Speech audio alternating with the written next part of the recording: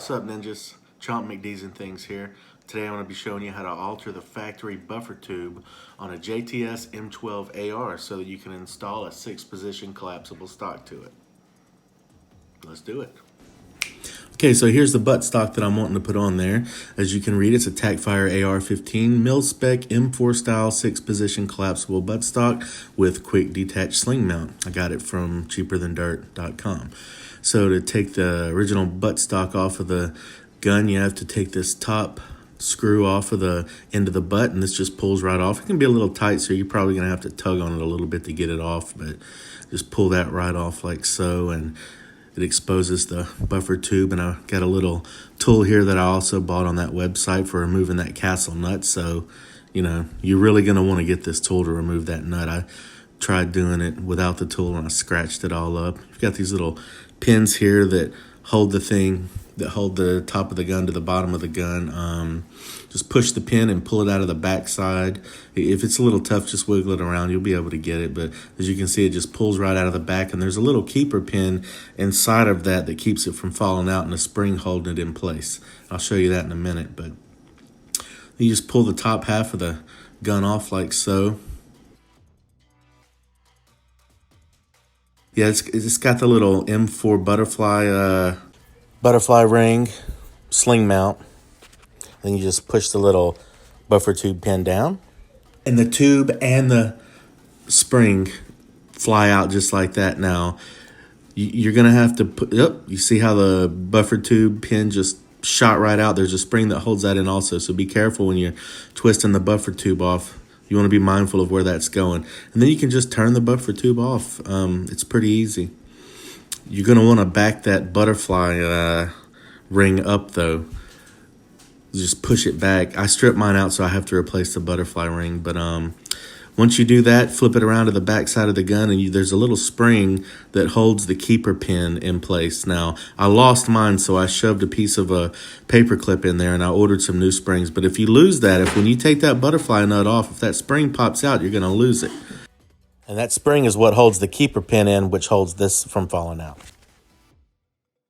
So as you can see, my buffer tube only has the one notch in it, and I bought this butt stock. You know, there it is, just me. You push the lever down and the little thing goes up and down, and it should slide around on the butt stock. But find you a drill bit that's the same size as that hole, and then you want to start off with a smaller bit. But what I did was I used a piece of tape so I didn't go too deep. You don't want to go into the actual buffer tube itself. You want to just drill down just as deep as the hole that's already there. And this is just me drilling with the big drill bit.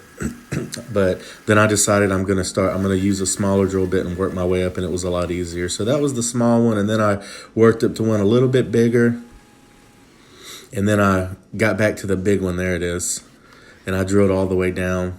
Now, if your holes aren't lined up perfectly, which mine are not, and the little keeper thing doesn't lock into the hole, you can just wobble the holes out a little bit and make them a little bit bigger, and it should lock into place. And then there, on this particular butt stock, there are these two little there's a screw on each side that you can tighten down to lock it in place if you want to. So, but yeah, as you can see, it was pretty easy to drill the holes out of the buffer tube. It really wasn't that bad at all.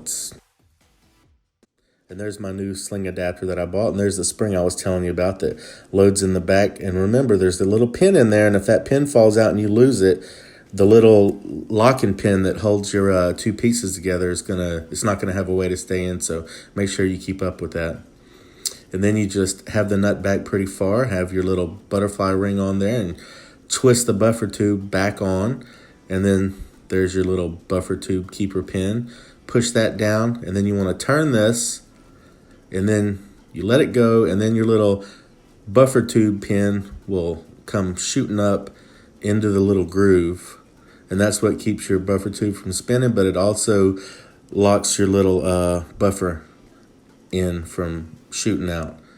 And there's the spring, and I've got the buffer on there, so I'm going to actually push that down. Yeah, see, I pushed it down, and I turned the tube to hold it in place, and I pushed the buffer in, and then whoop, you just turn the tube and it snapped right back up.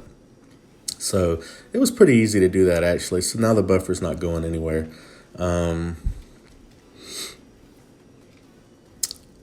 Yep, and okay, so you can see the spring hanging out. Remember, I've got the little keeper pin in there still. So I push the butterfly sling mount forward and then hand tighten the castle nut to hold the butterfly sling mount in place, which in turn holds that spring in place. Of all the things that that you're going to need to know first, it's that. I mean, you don't know about that. You're not going to really know that that spring's back there unless somebody tells you or you're familiar with these kind of weapons. So just be careful that you don't lose that spring and that little pin that's going to fall out. But you just tighten this down hand tight. I mean, there's, as you can see my nut, I scratched it up a little bit. Now, there's the inside of the buttstock. It was a little hard to slide on the buffer tube. There were these little rails that were running inside the walls, probably to keep it in place, but I couldn't really get it on. I was having to bang it on, so I decided to make a little tool here out of a socket, and I put a piece of double-sided tape on the end and wrapped a piece of 60 grain or 60 grit sandpaper over the socket, and I connected it to my drill, and I just bored out the inside of this buttstock like so. And look at all the dust that came off. I mean, I got it good. And then I went and by hand, I took a piece of finer sandpaper and I went up in there and sanded it down. And there you go. Look at that. Got my nice, pretty buttstock on there. Looks a lot better than the one that came with it. It's nice and sturdy. It's collapsible. See, here's how easily it slides on there now. You can put some lubricating oil in there, but here's me ratcheting it through the different positions. This is a 6-position stock, but I only drilled 5 holes. I don't need the farthest position, but there's me ratcheting it through, and it works great. This particular buttstock's got a little lever down there that once you push that lever, you push it this way to move it, and then you push it back, and it locks it in place. So just like that, boom. And I'm ready to rock and roll. And here's the finished shot of my JTS M12 AR with my new 5-position buttstock that I got from cheaperthandirt.com. I know I've got a lot of accessories on this thing. It's probably overkill, but it's a toy. I like it. Treat yourself.